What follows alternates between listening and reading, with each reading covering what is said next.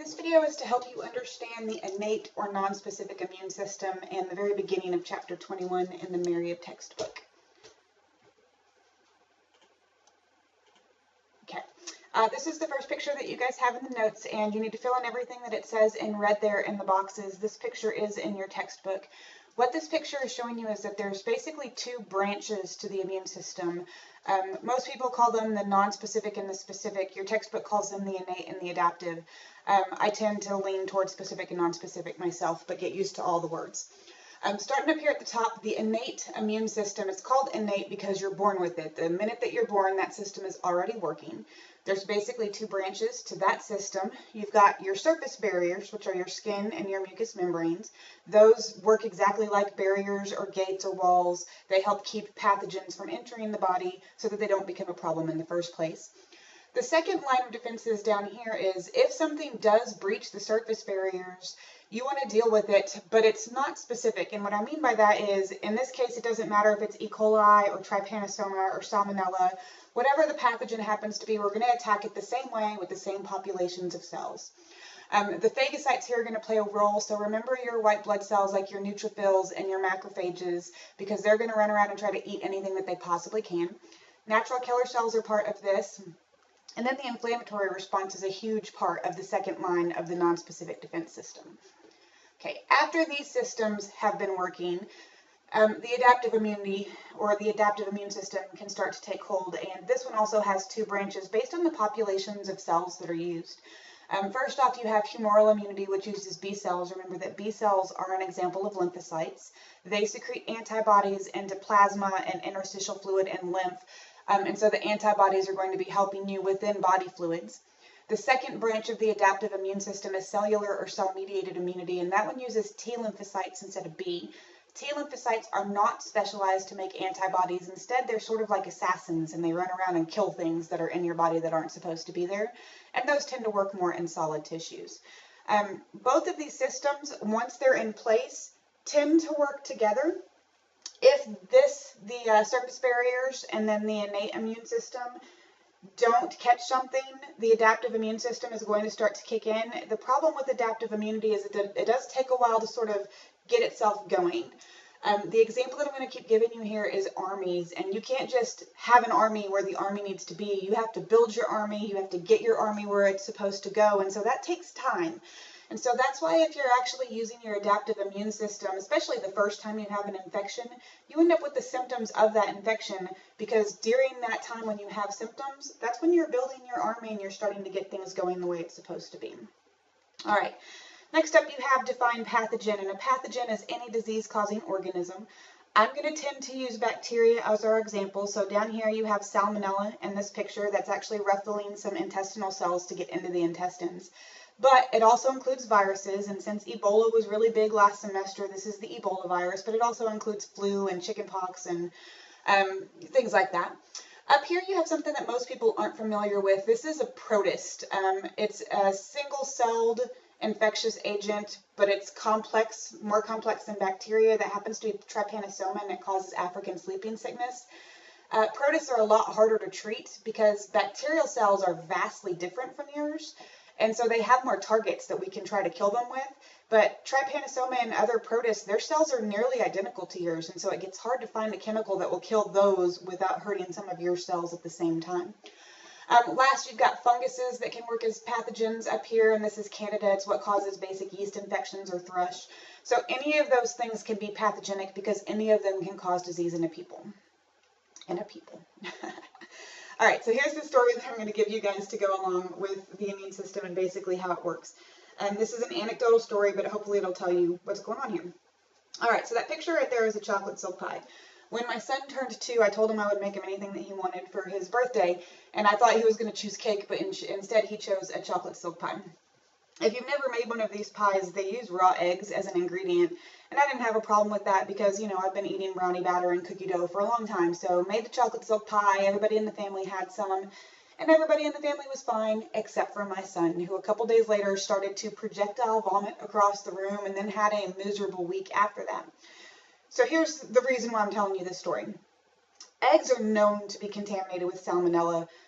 It's just because of basic biology thing that has to do with birds, but we won't get into that. If a person eats raw eggs, they're likely to be exposed to Salmonella, the bacteria. The thing is, again, since most of the people in my family have been eating like brownie batter and cookie dough, we'd all been exposed to raw egg, which means we'd been exposed to Salmonella. So our immune system already had our army in place for fighting Salmonella, so that when we ate that pie, it caused us no problems whatsoever. But my son had never had brownie batter or cookie dough up to that point. Apparently I deprived him. And so this was his first exposure to Salmonella, and so he got violently ill as a result. He got better though. His immune system still works. It was just that he had to build that army the first time. So that's sort of the background thing that I need you to keep in mind for your immune system.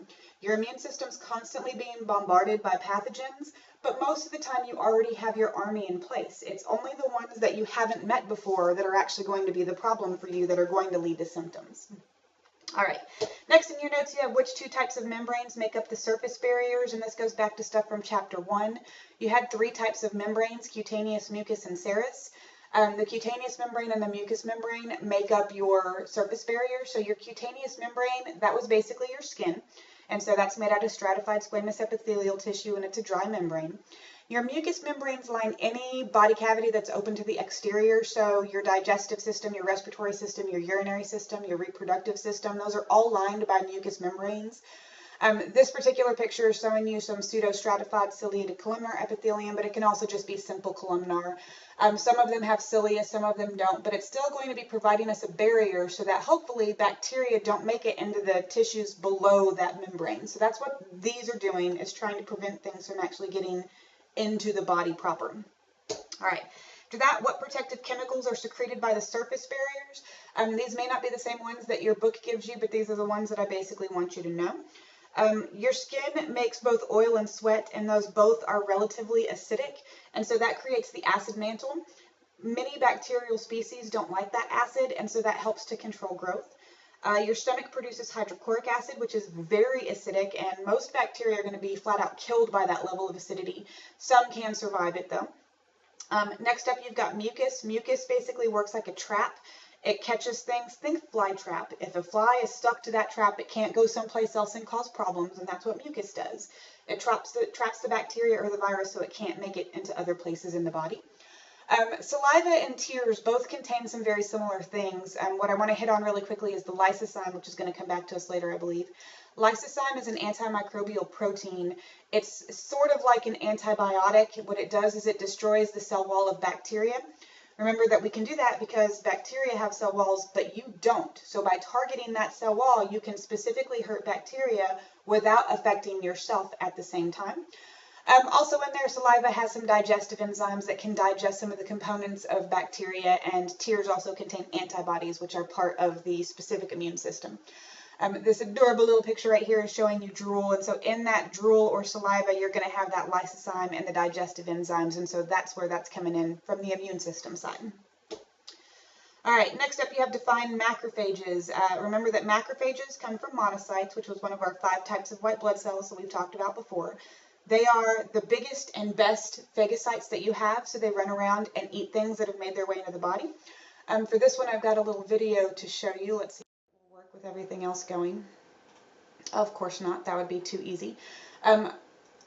Let's see if I can back this up and get to it in another direction. Let's see. All right, so this right here is the macrophage. This is a bunch of bacteria they put on it. So notice that the macrophage hunts down the bacteria and then engulfs it and eats it. This is like a giant buffet for this cell. It's got to be the happiest cell in the world right now. So phagocytes and phagocytosis, it's how our white blood cells basically eat things. Once again, a reminder, this is non-specific. It doesn't care if that's Salmonella or E. coli or Micrococcus or Staphylococcus. It's just not you, so it's going to eat it. So this is a type of non-specific defense right there. All right, going back to where we had been in here.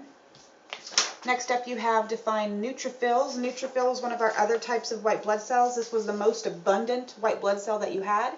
And it is a phagocyte. It's also capable of doing the respiratory bursts that we're going to come back to after a picture in a second. But that's a neutrophil right there. All right, next you have a picture that says explain the process of phagocytosis. Your book probably uses different words to get these things down, but it's the same 5 steps right here. So basically what happens, whether it's a macrophage or a neutrophil or a basophil, it doesn't really matter. The white blood cell is going to find the pathogen. Let's say that this is Staphylococcus aureus just for fun, or staph for short. The white blood cell is going to wrap these little extensions that are called pseudopods around the staph aureus and then engulf it and bring it into the body in the process of phagocytosis. It's one of our types of endocytosis we talked about back in AMP1. Once the bacteria is inside the cell, it's in a little bubble called a vesicle. Since this bubble was created by phagocytosis, they've changed the name to phagosome, but it really just is a bubble inside the cell, and that bubble contains the staph aureus that this cell just ate. Next step that's going to happen is lysosomes were digestive organelles that cells have, so there's digestive enzymes inside of a lysosome. The lysosome is going to merge with the phagosome to create something called a phagolysosome. And then the digestive enzymes are going to start to break down the staph that cell started to eat earlier. Once we have digested it down, anything that can't be absorbed or used by the cell is basically going to be, for lack of a better word, pooped out. And so that's the release of bacteria that's been destroyed down there at the bottom. So it's basically how you eat stuff too, except on a cellular level. You eat it, you bring it in, you digest it, you poop out what you couldn't absorb. That's phagocytosis. All right. Next up, you have what's the respiratory burst. This is a process that neutrophils can carry out to help them kill some bacterial species, because as it turns out, some bacteria can't be digested by those digestive enzymes from a second ago, so they actually start to reproduce inside the neutrophil or inside the macrophage. So what the cells try to do at that point is kill them with another sort of chemical attack. And what happens here is a series of chemical reactions, and those chemical reactions all produce some sort of an oxide, a superoxide, hydrogen peroxide.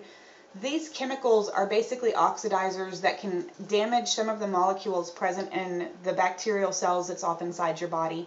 This is basically why we use hydrogen peroxide to treat a wound. So that's what the respiratory burst is. It's the cell making hydrogen peroxide and similar chemicals to try to destroy whatever pathogen is reproducing inside of the cell itself. So it's just another method to deal with whatever the infectious agent is. If you can't digest it, pour some poison on it and try to kill it. All right. After that, what is the function of natural killer cells, also called NK cells?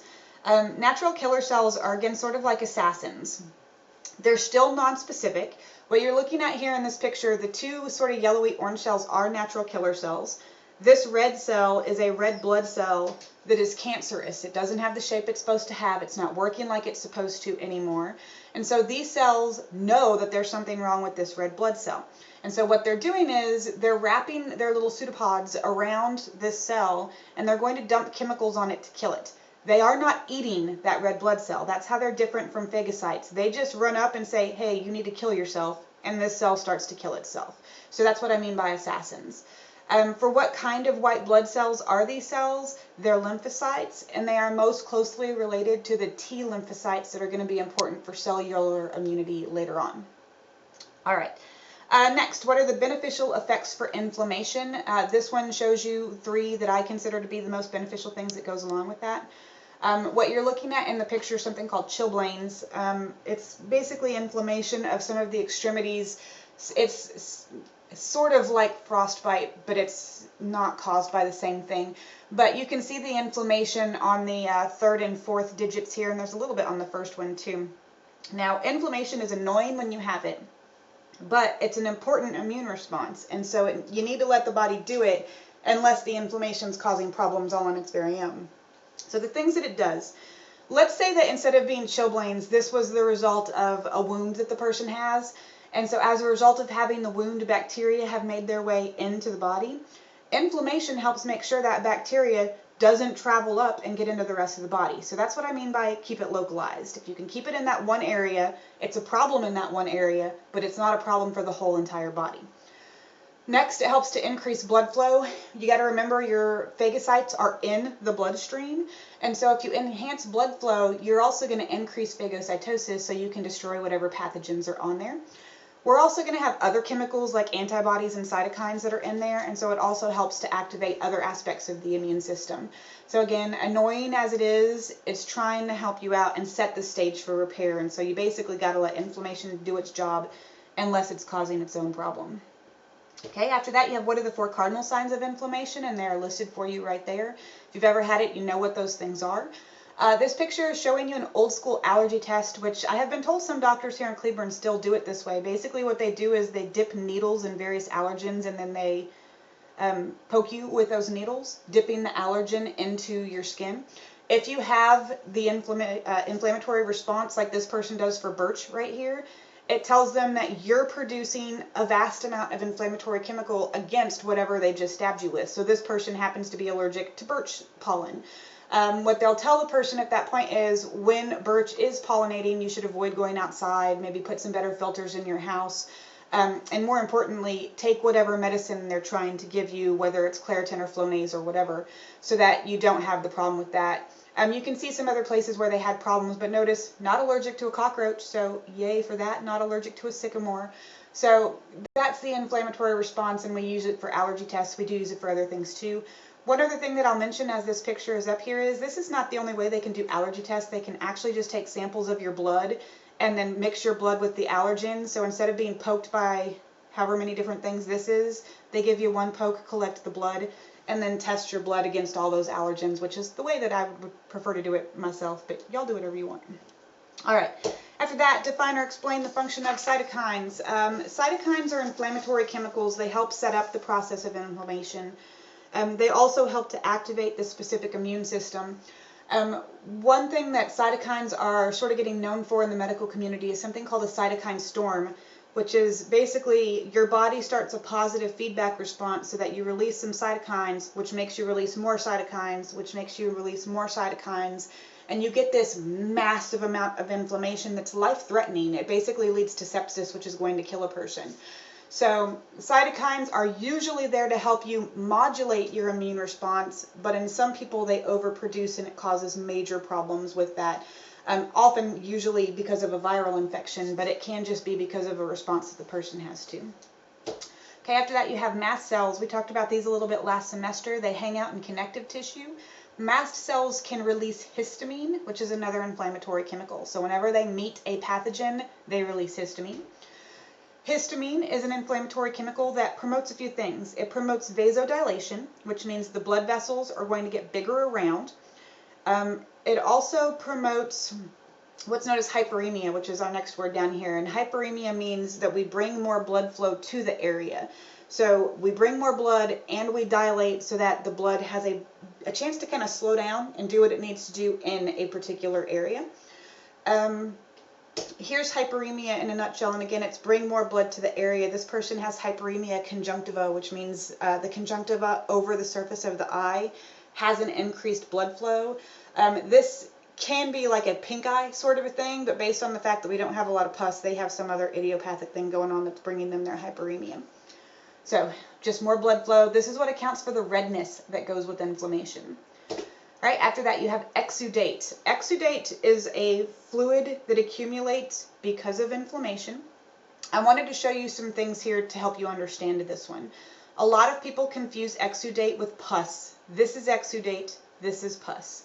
They might not look very different to you, but exudate is clear and yellow. You can see through it, but it is yellow.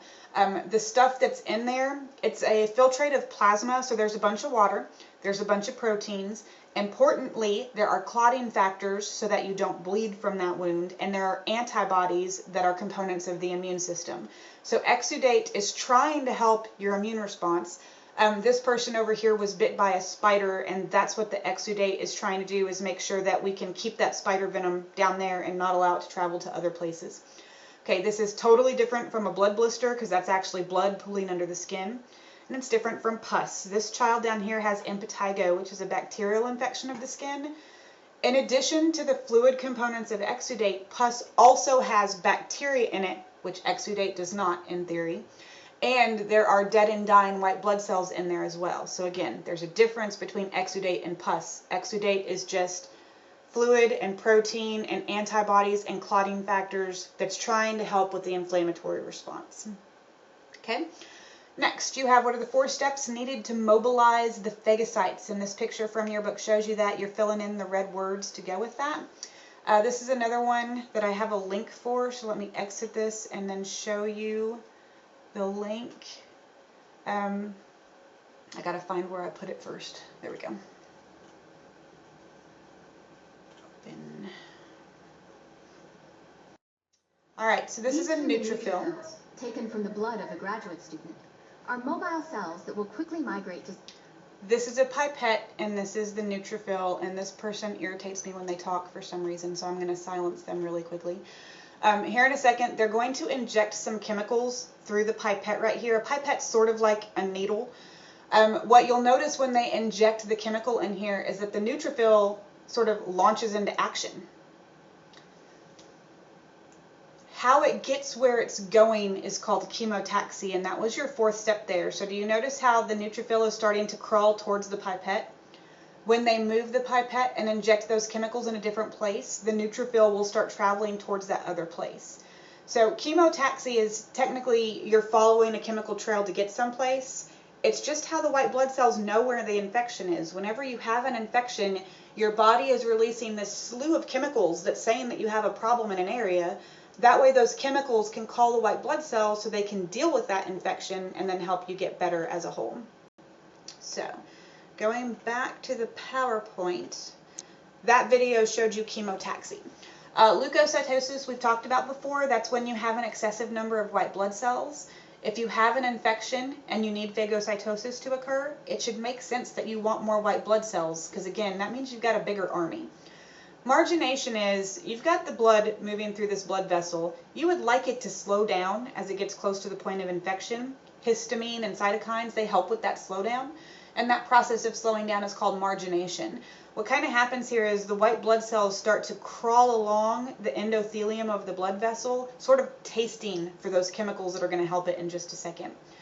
Once the white blood cell realizes that it's close to the point of infection, it's going to actually squeeze out of the blood vessel and then start traveling. That process of squeezing out of the blood vessel is called diapedesis, and we did define that word before. And then once it's out, it's going to travel through chemotaxy, just like in the video you saw a second ago. All right, next up, components of pus. What you're looking at here is a person who has strep throat, and you're seeing pus patches on the palatine tonsils. The uvula is a little punching bag thing that's hanging down right there. This happens to be a really severe case of severe throat. The throat's nearly swollen shut, which is probably making it very difficult for this person to breathe. Pardon me. The pus is actually, it's the fluid from earlier when we were talking about Exodate, and it's dead and dying bacteria that are sort of colonizing that area, and some live ones too. It's also white blood cells that have entered the area to try to do it. So basically what you're looking at when you look at pus, it's the war between your white blood cells and the bacteria that they're trying to fight. So you're actually seeing a battle right there. Isn't it a glorious battle? Okay. After that, you have what is an abscess and how are they treated. To get into the what it is, sometimes when your body has an infection, it starts to think, well, I'm not going to be able to win this war. When it thinks that, what it starts to do is it walls off the area of infection with collagen fibers, which is basically scar tissue. And so what it does when it walls that off is it walls off some of the white blood cells in that area, and there's a bunch of bacteria in that area, and they're doing that war that we talked about before. As they're having their war, more cells are getting added to that because bacteria can reproduce inside your body. Some more white blood cells try to get into the area, and so the abscess starts to swell because of the new cells that are being added. And there's still a huge war that's going on with a ton of live bacteria inside of that abscess. Oral cavity is one of the most common places where abscesses can happen. It's usually a result of poor dental hygiene, although this person's teeth look relatively clean. But you can see the abscess that's going on back there. Now, since your body has walled it off and it thinks it's going to lose that battle, it's not going to go away on its own most of the time. So for the second part to the question, how are they treated? Surgical drainage, which is poke it and squeeze it, is the sort of bad way to say that. But they're going to go in and cut it open and then try to remove all the tissue out of that. When they do that, because you're not adding a bunch of white blood cells to the area because of the wall that you built around it, they're also going to have to leave a drain in there. And so that's what you're seeing here. This gentleman let his abscess go for too long. And as a result, when they drained it, they had to actually put a latex tube through the bottom of his chin so that that extra fluid could drain out of there. If you don't leave the drain in, that infection is just going to start back up and the abscess is going to redevelop. So you have to allow the bacteria a chance to escape, and that's their escape route right there, so that you can clear your infection and it's all better. All right. Antibiotics are often used to treat that as well, so it's not just the surgical drainage. We're usually going to give some antibiotics for that one too. Next, define or explain the function of antimicrobial proteins. They're basically antibiotics that you make for yourself. The cytokines that we mentioned before, lysozyme, those are antimicrobial proteins. The two that we're about to talk about are interferons and the complement system, but they're just proteins that you make to fight off microbes like bacteria. Okay. Next, a virus. I kind of hinted that it was a type of pathogen before, so it is an example of a pathogen. Viruses are not traditional pathogens though, because like bacteria and fungus and protists, those are living things. You can kill them. A virus is not technically alive, so you can't really kill it. The anatomy of a virus is, it's got either some DNA or RNA, which is a squiggly blue line here in this picture, and then it's got a protein coat outside of it. A virus can't reproduce on its own. It can't carry out metabolism on its own. That's why it's not alive. In order for it to do what it needs to do, it's basically going to get into your cells and then hijack your cells and make your cell carry out its metabolism and make your cells start to reproduce it. So you've got to find a way to block that reproduction if you want to try to get over a viral infection. So again, it's not like you're not killing it, you're blocking it from reproducing itself. That said, I'm still going to talk about killing viruses, even though you can't really kill them. So I'm not trying to confuse you. It's just the way most virologists actually talk about things. To help you understand how viruses work inside of a cell, let's see if my video will link this time. Yay! This time I'm going to turn up the sound after the ad to be skipped. New conditioner. So let's say that this guy has flu, yeti flu, and here's the droplet from his sneeze containing look, see, each one of those little purple things is a virus, and there are a lot of viruses floating through the air, some of which go inevitably up this unfortunate man's nose. How did that guy feel when you ripped off half of his face? It was interesting because we did it while he was sleeping. Okay, I am talking with medical illustrator David Walensky, who designed this video for Desirous Research Company. So here comes the virus, and it's going to land on one of this guy's throat cells. So notice it's covered with little yellow knots. What do you call these? Those are the keys. Okay, if the keys on this virus happen to fit the locks, and those little purpley sticky things on the surface of the cell, if there is a match, the cell, watch this, welcomes the virus in. What's this? This is the welcoming committee. They all interlock with each other, and they pull this membrane down into the cell. And down it goes deeper and deeper, and that welcoming structure disperses, and the virus capsule bursts, and out comes the secret recipe for how to make more viruses completely fake. So this unsuspecting cell has been tricked into guiding these virus recipes right into its own command center. Oh, isn't it? And they are immediately recognized by this big pink molecule, which is a mini factory. Yeah, what is it doing? It threads the nuclear material, the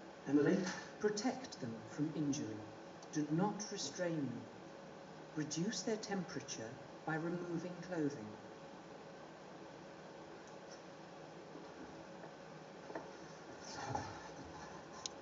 It's all right. There you go, sweetheart. There we go. Okay, let's not calm you down, honey. Okay?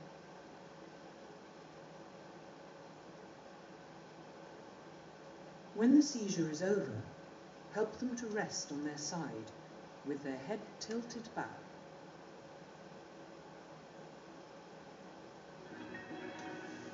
Remember, protect them from injury and reduce their temperature. Alright, so that one was actually showing you a kid that was basically in an overheated room, but that same thing can happen when a child gets sick and the fever ends up becoming too high. If that happens, they're going to tell you to put the child in a tepid bath, not a cold bath, because that's going to actually make them start to shiver, and that's actually going to increase their body temperature in some cases. So put them in a slightly cooler than body temperature bath to try to cool them off. Definitely give them fever reducers. Usually doctors will say Tylenol or infant Motrin. You can even alternate how you do those, but at that point it needs to be treated when it gets to be that high. Again, as a general rule though, if it's a low fever, let it run its course. Only if it's a high fever is it something that needs to be dealt with. Alright, so that basically ends the non-specific immune system, and that's all I wanted to cover in this video. Hope you got your notes all completed, and hopefully I will see you guys on Tuesday.